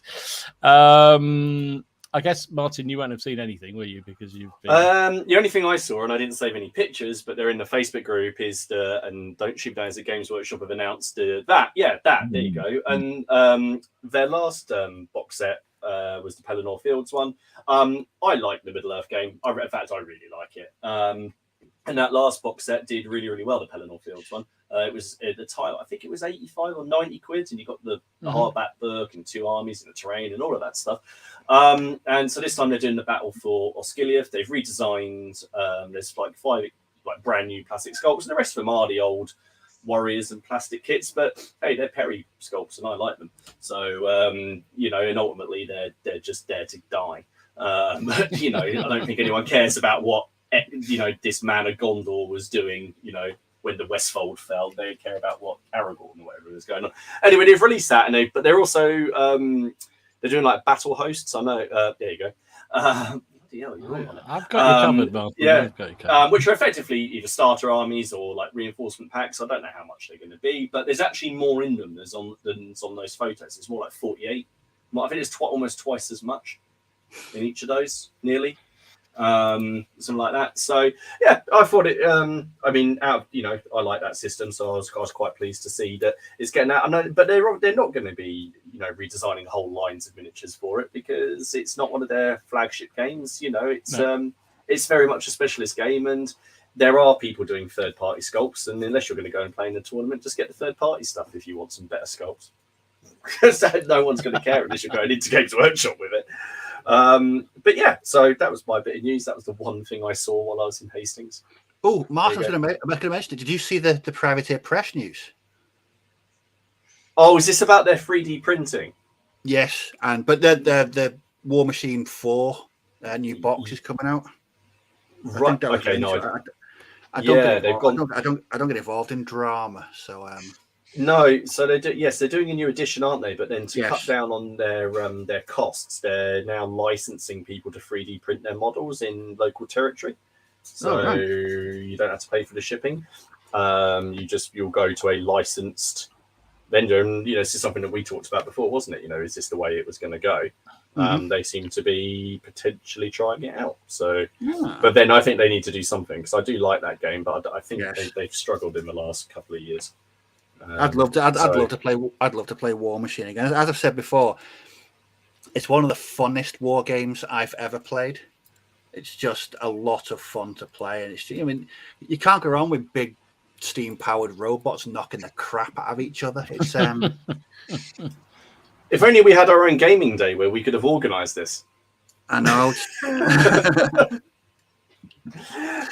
But yeah, I did see it. I try to think if there's anything else. No, I think that was actually it. I've been in a bit of a bubble. No, fair enough. I did see that they showed at Warlords Open Day that they were going to be doing these, and they've announced the fact the Belgian infantry, Napoleonic infantry, are coming out, 28 mils. Although the love-hate relationship with Warlords Resin will come up, because these are in the Warlord of Resin, apparently. But still not had the pleasure. I've still managed. No, I don't know. But I was actually sitting trying to think of the last Warlord product I bought. Not because I'm avoiding them. I just can't think of. I don't know. I've not had the pleasure yet. There we go. Well, I don't. Yeah, I think they're okay. I know they're a little bit tricky to clean up, but yeah, they're all right. But it's nice to see they're bringing those out. Although I'd rather they've done the Dutch, really. But anyway, never mind. Didn't they get previewed about a year ago? They did. It was the Open Day. Actually, which probably is about a year ago, isn't it? Because the new Open Day's just been announced, I think. So Blah, blah, blah. What else? Your mate will be very excited about all the Slane extensions, I guess. There's all extra stuff for Slane. Yeah, there's stuff for that. Well, Paul is going to be putting that. Yeah, We'll come on to Crack on in a minute. Yeah. Paul's going to be putting that on, and I'm excited to try that because I loved that comic as a teenager. So I'll be very excited to play that and to see that. So yeah, they're going with that. It's nice to see that they are putting it out and putting some stuff out to support it straight away. Because I think one of the other ones, I think it was the Dread one, suffered a little bit at the start. It seemed to drop off, didn't it? They didn't do a huge amount. Slane, they do seem to be supporting, which is good. Good. And also for those into the Victory at Sea, there's a new load of ships for Victory at Sea as well. Well, actually, also some aircraft as well. So you've got J-class destroyers, Benson destroyers, and the armed. What is it? Merchantman. Is this the boat game with engines? This is the boat game with engines. It is indeed. It's a good game. I quite enjoy it. It's easy play, which is fun. So new of them, and again, they're extending that range extraordinarily. There's a lot of new ships coming through that. Other things I saw, Empress have got this lovely looking cuirassier from the 30 Years War. I just love the Empress stuff. They do some beautiful, beautiful sculpts. Really nice indeed. And a couple of things which I think will get you excited, Martin. May not get you moist, but it'll get you excited. Lovely. Oh, I did not. Did I know about? No, I didn't know about this. Fantastic. Very, very nice. I do like these sets because they're so thematic. So I know you can play. I haven't seen this one, but you can obviously just play those as forces on their own. I think they're pretty much a whole warbound. Yeah, so that's, I think, well, it was in the newsletter that I got today from Grey Green. So, not Grey Green, from Grey Games. So, yeah, another extension to the Test of Honor, which was rather good. And bum. Oh, I know. Wave 4. I did see that. I love that. The unhorsed cuirassiers, just awesome. Just awesome. That's very, very cool. Yeah. So I think he said November for this wave. No, he's September. September. Oh, I completely lied. September. Okay. So I'm hoping we're going to get some previews of other things next week. Well, he usually does 4 different packs, doesn't he? So this will be back one of the packs, I guess, and then I can't even remember if he's even hinted at what might be coming. But people who are doing the big ECW game, they want to go and get some bloody miniatures. Well, we need to find some traitors yet to join the parliamentarian side. He does, but he's also I can't remember if we talked about this, but he's now changed the way you could order them, because it used to be you had to buy them wave 1, wave 2, wave 3 if you wanted to buy them in packs for 30 quid or whatever it was. Mm-hmm. Now you can buy any 4. It's any 4 now because he's put out so many. Let's face it, I'm gonna buy them. Don't know what I'm gonna use them for, but I'm gonna buy them. When my discovering of the ECW figures, I found all the ones that I got from the last wave, and I'm now trying to fit them into different sort of scenario packs or different setups. Just make the biggest forlorn hope unit you possibly can. I've already done that with the first 2 waves. Yeah, bugger it. Put more of them in. Put more of them in. And then Old School just pointed out those people who that's not Old School. That's the 0200 as are now getting packed and will be shipping soon. The boat arrived with all the spruce because he put up a picture of it all being packed, because I know he's been frustrated about sort of getting those out. And of course, they got stuck on a ship, didn't they, in the middle of the Atlantic, I think. Yes. So they'll be on their way to people soon. General Haig's excited. Nick's excited. Those bloody miniatures are amazing. I'm looking forward. Nick put up a little teaser of the battle report that he's edited, and so I'm excited for that. So, guys, make sure you head over to Nick's channel and pester him until it comes out, because I really want to see it, because it looked very, very pretty from the picture he put up. Yeah, you can have cuirassiers with the horses. It's great, isn't it? Which is just ideal for those who don't like doing horses at all. It was based on because they're not even sure whether there were any crashes in the ECW period, were they? But isn't it a report from a battle where supposedly a commander got dismounted and then couldn't remount because of the weight of the armor, so then had to fight dismounted for the rest of the battle. But they're not really sure if it's true. Wasn't there one as well that, and I know he said this in his newsletter, didn't he? Didn't he say as well that there was like a unit that was raised but never actually mustered or something like that? So they marched on paper to sort of quote that thing from Sharp. But no, that's cool. And of course, we've got some. Shall I do the games list? Yeah. Do you want to talk about other stream? What's coming up on the stream and also CrackCon stuff? Let me just clean my before we dive back in with Dave again. I'm just getting this oily. trying to remember to use. Someone was being very rude that you were using. Are you renowned for using a very big brush, Dave? Because somebody was asking the question: Has he got his big brush out? No, that's not that big. No, that's a zero or something. There you go. Zero. Obviously, give you a bad press for that. Okay, so for those of you who are coming to Derby to CrackCon on the 15th of October, the games list is up in the Facebook group. Now, we are currently packed out on games, and there's a reserve list that I've had to make. So we've never had a reserve list for games. No, but there's not a single Black Powder game. As in a Napoleonic. There's no Napoleonic. I thought. What about the? I thought that the Black Powder crew were going to be continuing their grudge match. I don't know. I can't hold it. So they might have to see unless someone drops. They might have to fight in the car park. They might have to. They might have to. But anyway, so guys, head over to there.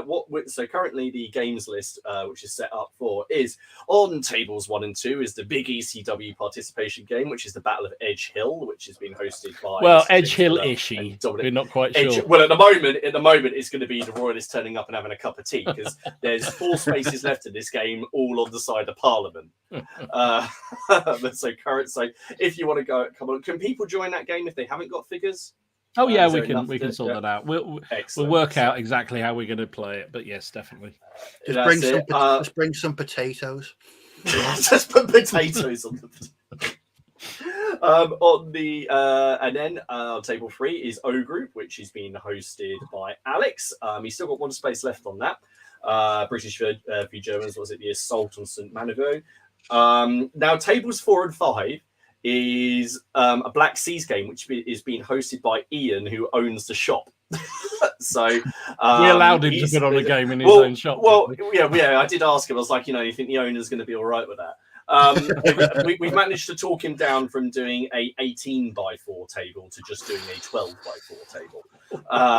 So because he had a lot of boats, he wanted to do the glorious something July. I can't remember what it was. A big shit. I think he might have scaled just down to Trafalgar or something like that. He's doing Trafalgar in a few weeks' time, I think. But this is probably only going to run in the morning. He's probably not going to have an entire day of it. So if anyone wants to play the Windy Boat game, then that one's available. Then on table 6 and 7 is a Wars of the Roses game, which is the Battle of Mortimer's Cross, hosted by Don. There's still 3 spaces left on that one. So go over and have a look at that.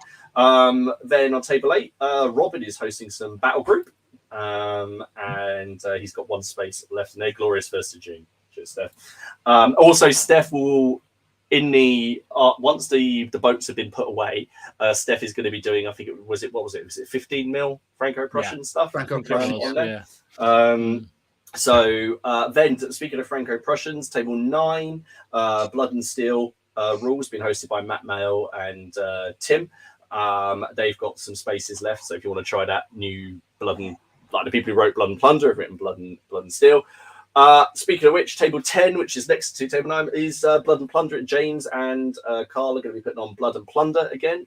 I know my wife is particularly going to be going out. We might lose Hayley's ability to do the organizer. She's going to go away and play Pirates.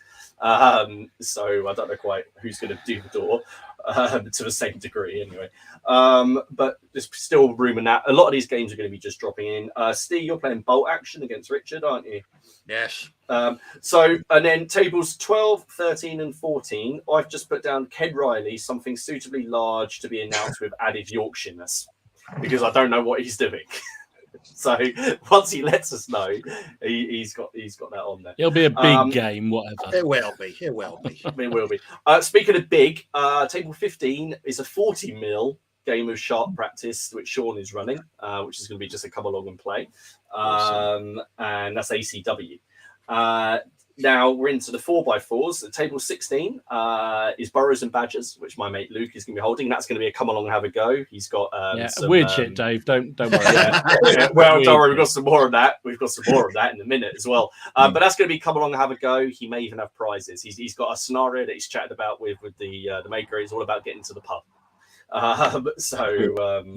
Bring your badger. We can handle that.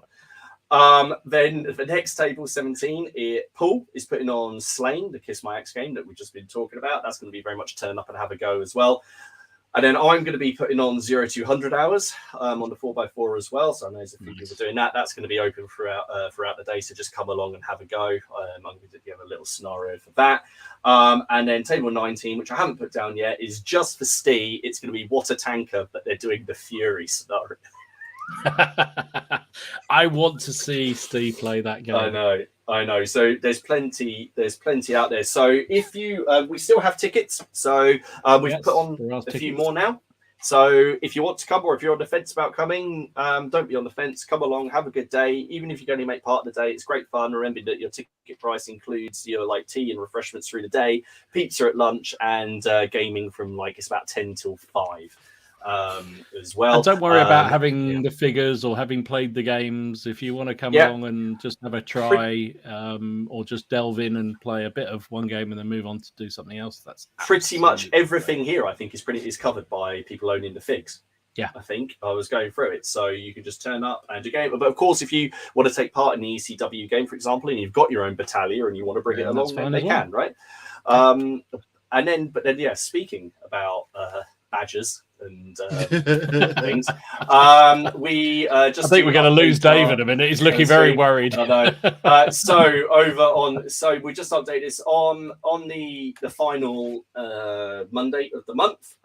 We actually have Michael Lovejoy coming on the stream, who from Oathsworn Miniatures, who is the author and mind behind Burrows and Badgers and the sculpting of all those evil crazy mind behind Badgers and Burrows. I want to know how you go from sculpting humans to sculpting a mouse with a crossbow running away from a fox with a rolling pin or whatever it was, because we were talking about this earlier, but how do you get the proportion? I just want to know. So anyway, he's going to be on the stream, so something very different. That'll be the last Monday of the month. So yeah, lots of stuff to come. Lots of good stuff. And Dom's frozen. Awesome. There he is. Can I just say I'm still in shock that I'm going to be in the same building as Fury. I love it that out of all the things that are going on in that room, including the badgers and everything, that's what upsets you. Well, what do it? Duke, we're going to be playing Pike and Shot for the Edgehill game, so it'll be the Warlords Black Powder variant. So I think that's the one. Oh, and we should just go and say, yes, of course, those are, it is not officially organised by the PCP, but yes, we will be going to the pub. Of course we will. There might even be, we were talking about going for a curry on the Saturday after the event rather than that. So I think Hayley was planning on organising the curry, so she may be in touch. She may get hold of your email addresses and just email you. I don't know. I'll leave that up to her. Oh dear God! And Sam, I think there will be some dice, won't there? Yeah, I've already talked to you. We've got to have a little chat among ourselves and settle on a colour. But if anyone has any suggestions on colour, let us know. It's the most important thing of the day. What colour to put the dice? I was feeling green, but let's see what they. And Nick, no, we're not going to broadcast the karaoke. That is never a good idea. I had my phone taken off me the first year for that, so no, we're not going to do that. But we may do a bit of streaming from the show. Yes, during the day. I think Ken's going to be in charge of that. Ken's on that. But he's also playing Battle Group, so I think it might be just any of us. So maybe we'll all do bits at times. So that's all fine. Fantastic, awesome. We've got about half an hour left. So Dave, there was a question earlier which actually scrolled through and I've lost it because there's too many questions coming, or too many comments going through. But somebody asked, what's your favourite period to play game-wise?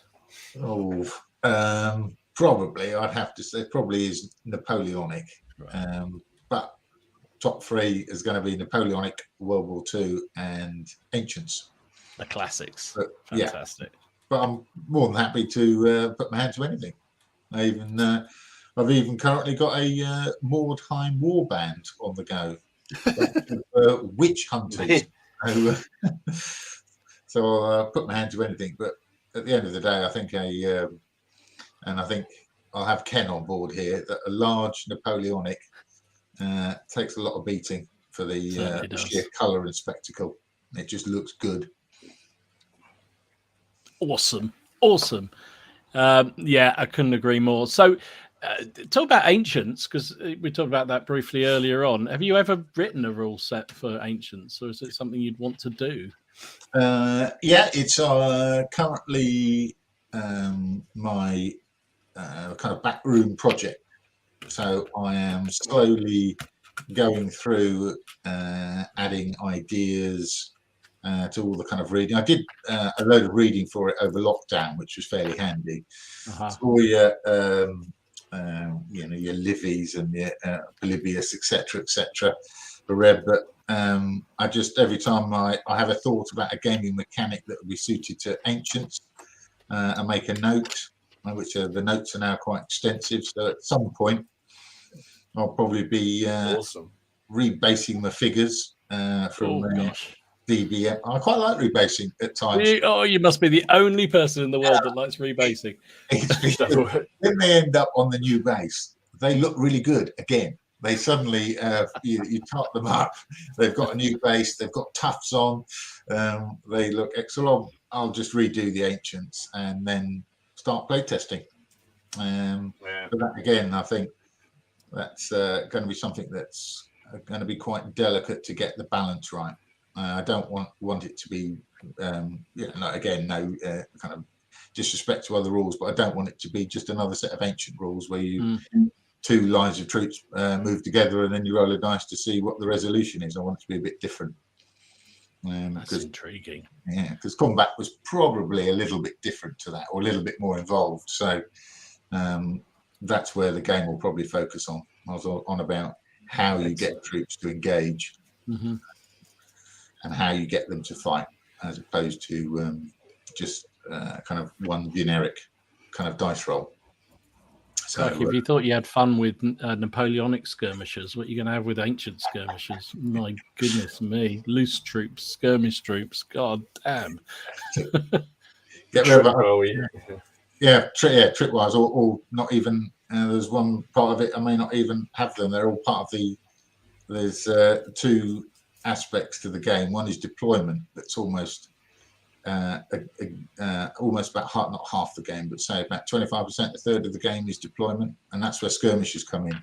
So you do all that at the beginning.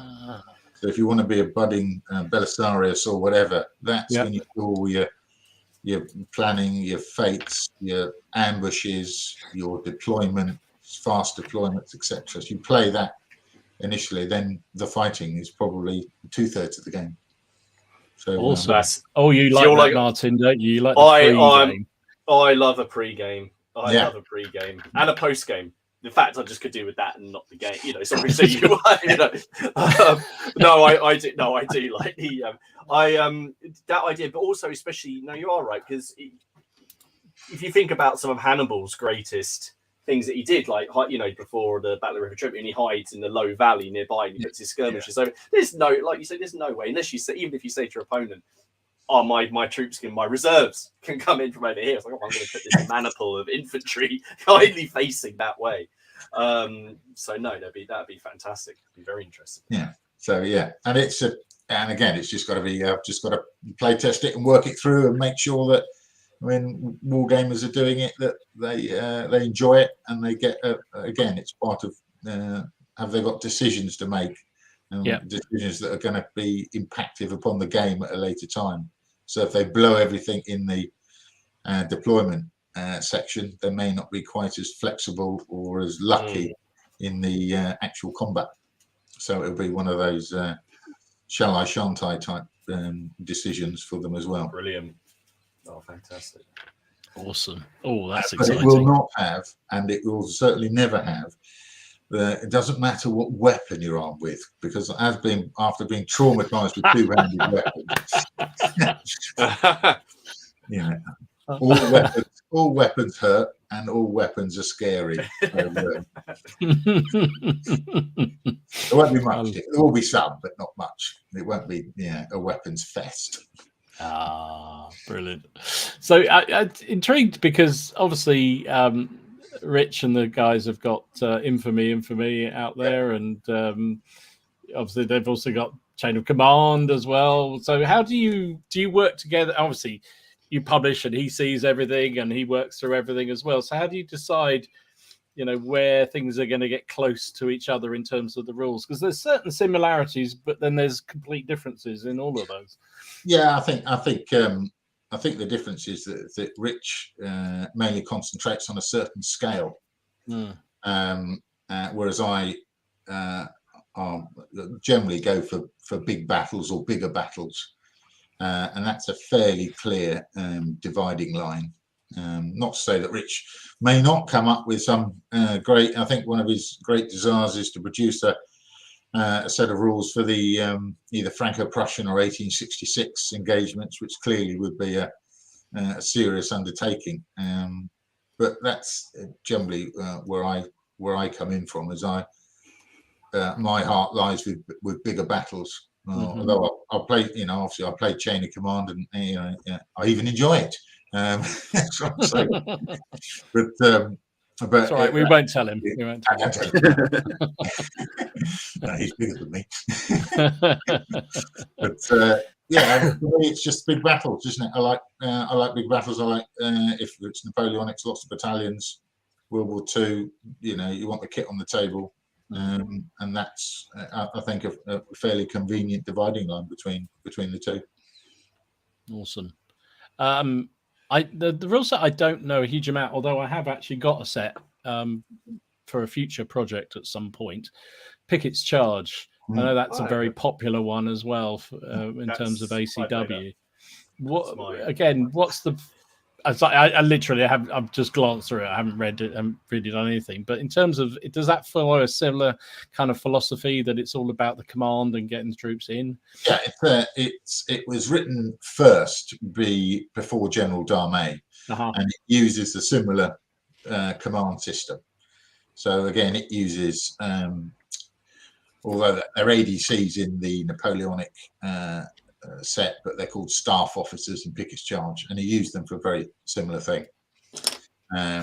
It's just obviously the terminologies are different, and some of the weapons are different, and the weapon ranges are different, and what you can do with the troops is slightly different, and that was slightly easier to produce because you haven't got the myriad of different cavalry types that Napoleonics has, light cavalry and dragoons and lancers and cuirassiers and Cossacks and everything else. Whereas literally the awkward thing about Pickett's Charge getting right was literal breech loaders and repeaters. Because if you go too heavy, then if you've got your classic Union cavalry armed with repeaters, they're just going to vape every unit on the board. So that was a question of just getting that kind of balance right. So yes, repeaters are powerful, but not super weapons. It's a similar scale, similar sized war game to General d'Armée. Right. And that's, it seems a very popular rule set from what I see. It's funny, ACW is one of those periods that doesn't seem to, it just seems to bubble around. It has its huge advocates, but it's sort of definitely not one of the big 3 or 4, but it's up there and everyone seems to love it. I don't know. Yeah, I think, it's not, it's, yes, it is a main period, but not a lot of people play it. No. which is kind of odd, but yeah, it's definitely up there. Given, as you say, it's relatively easy to build armies because they're all pretty much the same. Well, that's how that's I think the new Epic range has proved that, isn't it? Just produce a Yes. set of figures, they're all roughly the same, and you're there. So Yeah. Just paint them different colour and they're pretty much done. Yeah, absolutely. Awesome. So is there any other rule sets that you're looking to pull through, or is that, kind of, you're happy with your stable at the moment? Is there anything you wouldn't do? Any period you wouldn't cover? God. Well, there's two questions there. So I'll do your second one first. What would I not do?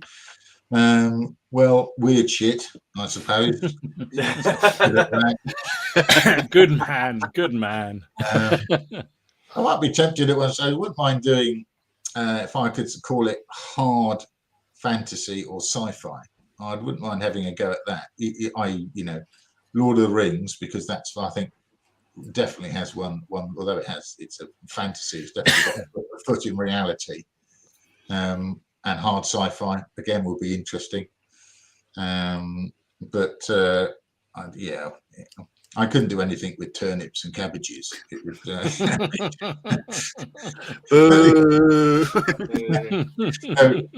the end of the day, I suppose it's just a question: is it a good game? I mean, if games are good, don't mind. Doesn't really matter what you're playing with. Is they're good? But Absolutely. So it's good. I don't do a great deal of naval stuff. Though again, I don't mind it. I've played Trafalgar once or twice and seen my ships go down in flames. That's about it. Whereas to address your first part is the only thing that's kind of bubbling at the moment is that some people have asked about. There is a second edition of General Darmay. Okay. So that's just floating along in the background at the moment. So what do you think needs tweaking that people are? I guess that's from player feedback as much as anything else. Yeah, People have said, "Can you do this?" or "Why doesn't it do that?" Yeah, it's one of the things where I thought you look at all the reviews and all the feedback, and you think, and obviously it's been out for 5 years or so now, so that's a lot of games under that set of rules, and you think, well, what can I do better? And making the system slicker, faster, better, and one of Rich Clark's famous tenets is less reference to charts and book. So it's going through, trying to make the rules basically flow. So you're not having to look at very much, and you can recall them pretty easily. So one of the things was taking out plus or minus modifiers. Okay. So you don't have to go, you know the classic. We've all done it, isn't it? You roll the dice, you go, right, well, it's +1 for that. I'll then cover, it's a minus. Yeah. Casualties are on plus, and then someone goes, "Did you count elite?" And they go, "Oh, hang on a minute, right? Well, let's start again." Yeah. So it's to avoid all that by removing maths or mental maths from the picture. I love the sound game, of that. but keeping the mechanics the same. You can speed the game up, make it much more intuitive. So you can then add more rules in areas such as command and control to make decision making more involved, but the raw mechanics easier, and as I said, just more intuitive. So that's that project. Interesting. So that means sort of better troops are easier to control, but don't necessarily fight that much differently to work. Yeah, no, there are still it's a bit difficult to explain without going into too much detail, which you can't do. Top secret, obviously. But it's a question of simply the troop types are all there. He's dead right. No one does maths. I think that chap must be a fireman. They're not good at maths. He does think they play very well from, so there you go. Yeah, so it's keeping the nuances, keeping General Darmay as General Darmay, but just it just means you're concentrating your gaming in a slightly different area. You're less worried about a plus or a minus because the mechanics will do it for you. So you don't need to worry about that. You'll be concentrating on, am I playing skirmishes this time? Am I doing artillery assault, etc.? Interest. So do you? I mean, it's an interesting one, isn't it? Because again, one of the things we talked about a lot is this thing where wargamers have this habit of a rule set gets updated and everyone drops the old one, and then either loves or hates the new one. And if they hate it, they chuck it away, and they never actually go back to the first one that they really liked, and they'll move on to find something completely different. So, how do you worry about that kind of thing, or is it still just that fact if you enjoy it and the playtesters love it, then you're happy? Yeah, it's both, and I think if I look at looking through the playtesting, if people enjoy it and they come to you and they say, "Oh no, this is better than the first edition," then you've done. And one of the aims of playtesting is to try and hit different types of gamers. With you've got your all sorts of different gamers. So if you make sure you expose the game to all of them, they will tell you. So you'll get gamer A will say he likes it or doesn't. Gamer B will go, it's crap, because that's what gamer B does. But you could, once you get across all those hurdles, then it's kind of working. And as I think we touched on earlier, isn't it? General Brigade is still being played by quite a lot of people. Still very passionate following out there, isn't there? It really is. Yeah. I mean, I've got all the scenario books, but then I use them for General Darnay because I just adapt them for that because it's great. But yeah, interesting. What's this? Kevin's asking, can you ask Rich to revamp his interest or even look at the Bear Wars rules? That's the other thing about wargamers, isn't it? We've all got our little pet projects that we all want, and why isn't this, not obscure in this case, but obscure campaign hasn't happened? Why isn't that in the books? Interesting. Awesome. We're coming towards the end, so let's give you another few minutes breather while we do a few of the viewers' pictures, which is always fun. If you've got any questions before the end of the show for Dave, then please put them in the chat. I think we've covered off lots of interesting stuff, so I know what I'm buying in the next few weeks, so that's all good. So let me take you through. Reminder, these are some of the pictures that have gone up on the Facebook page. Link in the description down below. Join it, please.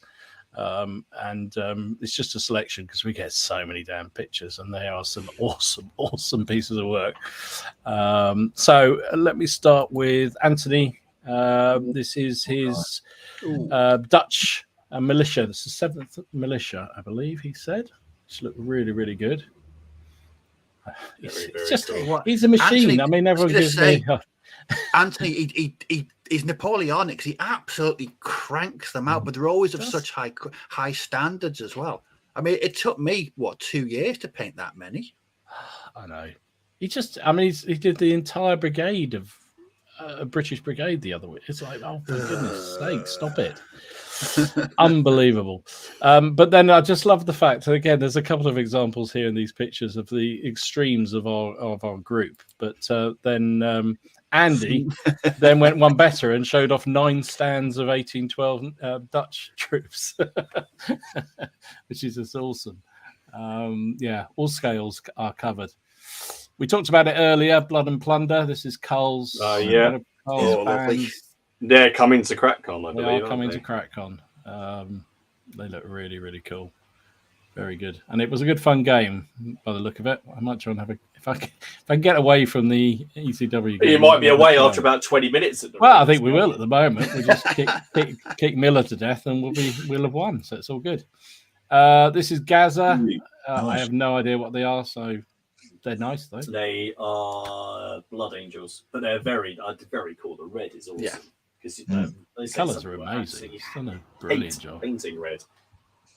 Lovely. I don't think we've ever had Afghan troops on. Oh, nice. This is Frank showing off. These are Perry plastics, I believe, which are awesome. He's done a really nice. I do love he did a whole load of pictures of them grouped in different ways, and they look really, really clever, really nicely done. This command stand from Dave is amazing. Lovely. Yeah, Barron's or that. He's done that for. He's also he's got a YouTube channel as well. Yes. So Okay. where he's talked about how he did that. So go over and have a look at it.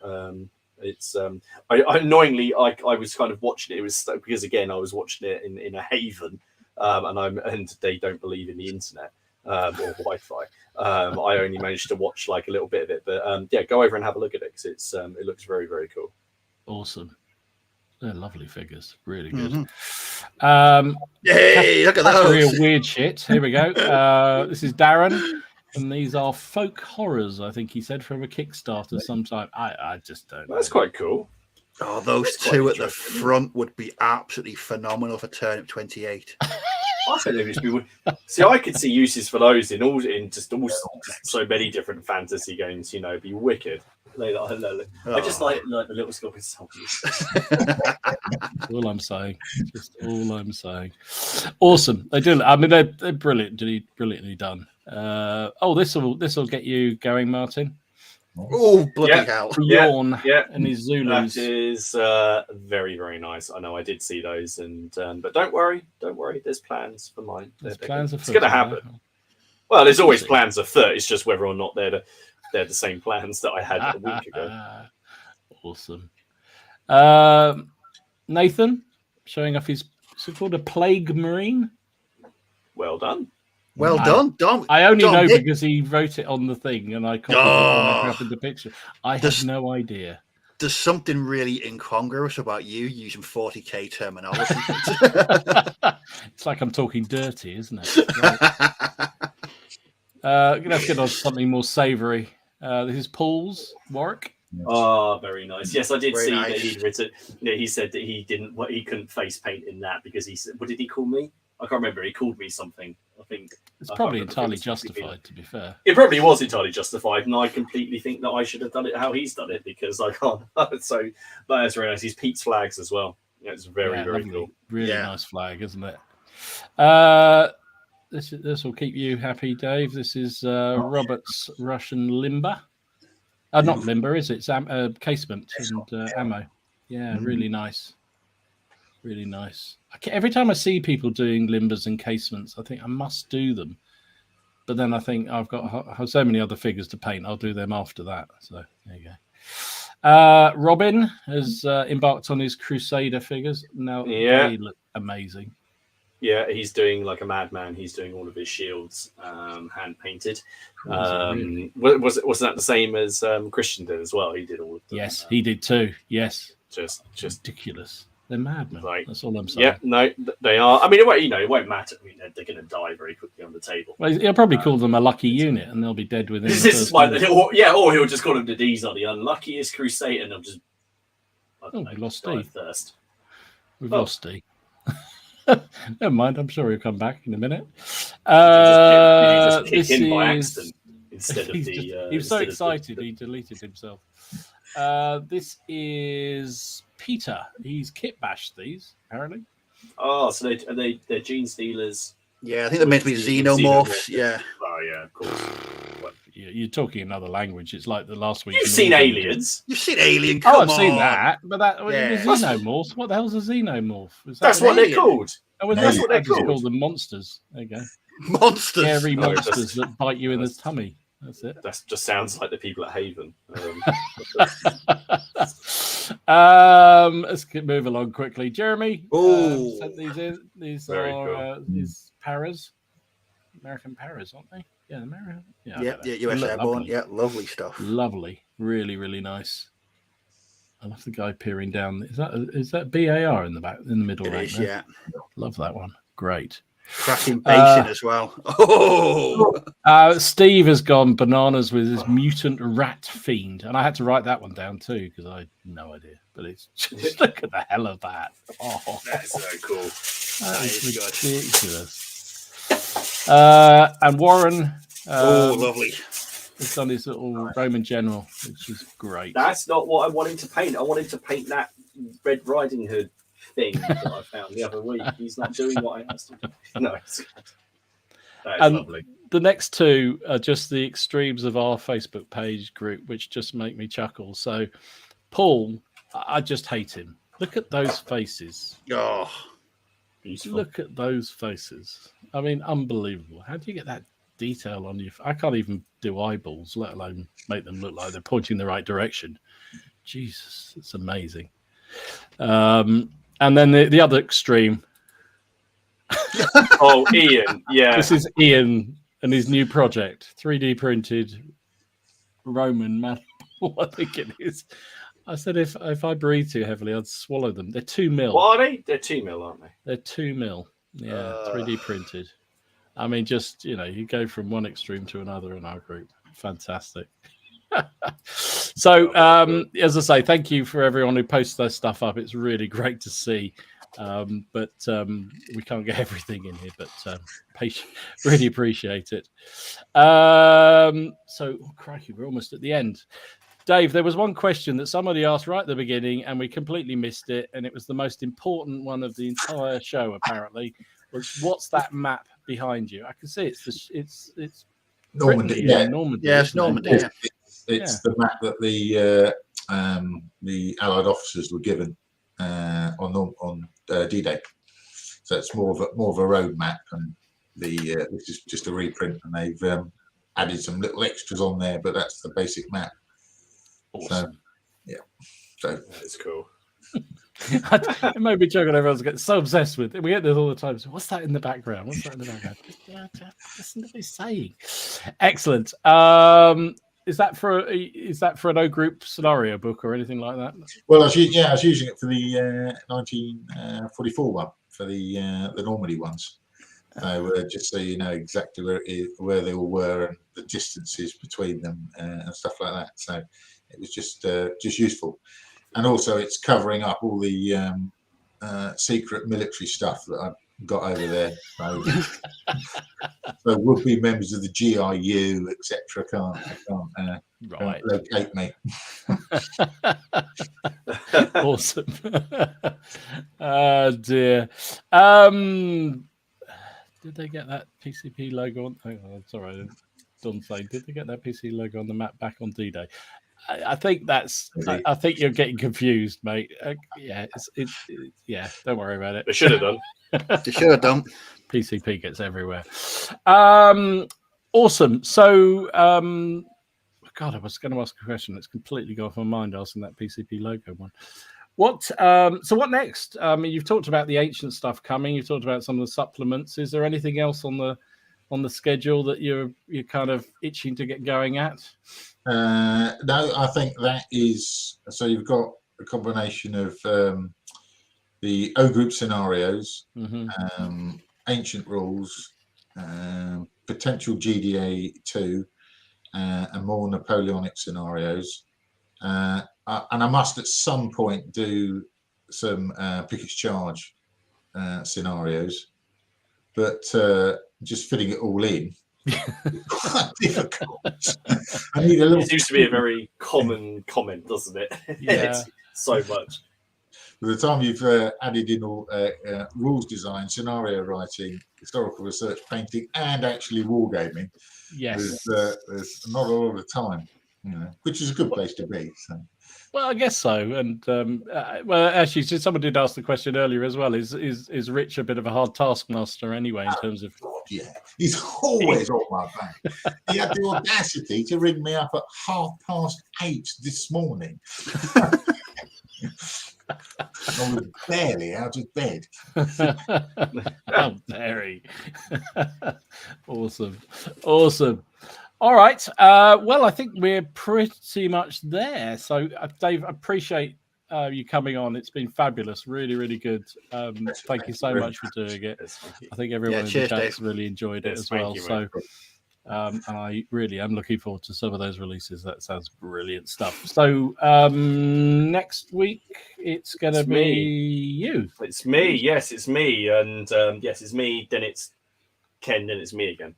No, next week, because we had a bunch of questions, didn't we? When I can't remember why, but the other day about about YouTube, and we had 3 or 4 people actually say, "Could we do an episode and just talk about YouTube?" Not that we're teeny weeny YouTubers, but about setting up a YouTube. So we just called it "So You Want to Be a YouTuber." So if you've got questions about YouTube, whether or not that's, what do you do? How do you set up videos, or how does it work? Don't ask us, because we still don't know. We're still trying to work it out. We bumble through, but no, I thought it'd be fun, and also we can have a chat about. We've kind of touched on it before about why we set up our channels, but I thought we could go into sort of a bit more detail about sort of what we did and the way how it's developed, and also just how things have changed, because the hobby's changed in the time we set our channels up, and so how have we changed our channels as well. So thought we'd do that. Then we have Ken the week after that, who is doing, what's he doing? He's doing essentials for every wargamer, 5 essentials for every wargamer. And then, as I say, after that, we have our Burrows and Badgers guest on. So if anyone's got any Burrows and Badgers miniatures, get them painted. You've got 2 weeks to do it. 2 weeks to show them off on the show. Get them painted. Get them painted. And I have to say, even if you're not into the weird shit, they are beautiful models. They are really, really good. They are very, very nice, lovely models. But my channel next week. Fantastic. Okay, well, we're heading into overtime, so we better wrap this up. Thank you, everybody, for watching. Much appreciated. And once again, thanks to everyone watching on the catch-up. All contact details are in the stuff down below. Dave, thanks again. And we will see you next week. Yes. If we don't frazzle in the heat in the next few days.